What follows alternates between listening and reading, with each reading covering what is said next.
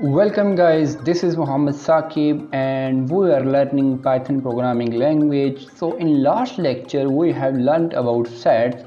So today's lecture is all about practicing sets. Next is to check that if A is superset of B.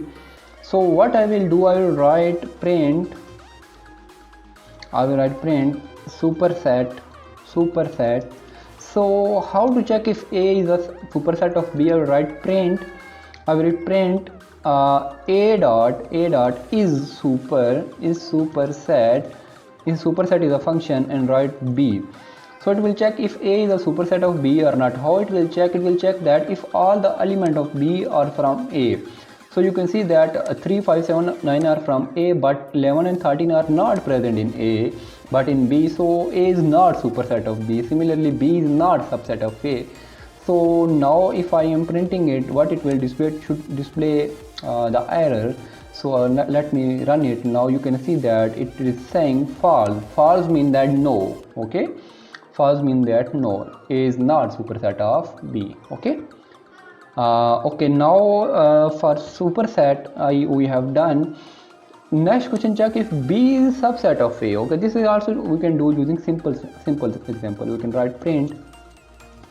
Now we're checking subset. Okay, subset. What I will check? I will print. I will write. Let's write it below. I will write print. B dot is subset. B dot is subset of A. It will check if B is subset A. Of course, if A is not superset of B, it is false. Then also the B dot subset of A must also be false. Yeah. If I run it, you can see the superset is also false and subset is also false. Let's go to the next question. Check if there are no common element between two sets. I will write print. Checking if no common element. So if you want to check there is no common element, what I will write? I will write print a dot is disjoint. This disjoint means that we want to check if they have no common element with B. Okay, so if I am running it, it will must print false because it has common element. Okay, you can see this is also false. Okay, the last question is the set of all elements that are either in the first set or in the second set but not in both sets. For that we can use two of the method. One is using is symmetric. Okay, two methods. Okay, the first one is using is symmetric method. Okay, is symmetric, and second is AND operator, this operator. Okay, so if I want to check using first method, I will write print. For example, either A or B I want to check. Okay, but not in both sets. So what I will use, I will write print. So here we must use the symmetric difference method. Okay, not is symmetric, you can use symmetric difference method. Okay, this one. So I want to check if A is symmetric difference from B. What I will write? A dot symmetric difference and write B.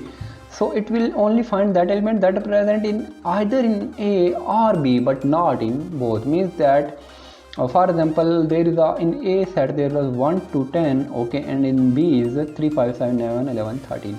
So what are the common element here? Common element are 3, 5, 7, 9. Okay, so it must not print this. Okay, and remaining all element it must print. Okay, so let's check it by running. So if I am running that, you can see here either A or B. If you can say 1, 2, 4, 6, 3, 5, 7, 9 are not present here. You can see this is a symmetric difference.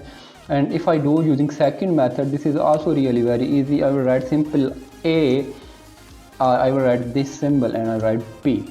And if I run it, you can see that that's also giving the same result. So that was about today's lecture. I hope you have learned a lot. So it is a request to please practice all the things that I am practicing, because right now you might find it easy, but when we will be developing professional projects and we will be doing the bigger task, it will be very really useful to you. So keep on practicing and keep on watching my videos, keep on learning. Happy learning. Take care a lot. Bye.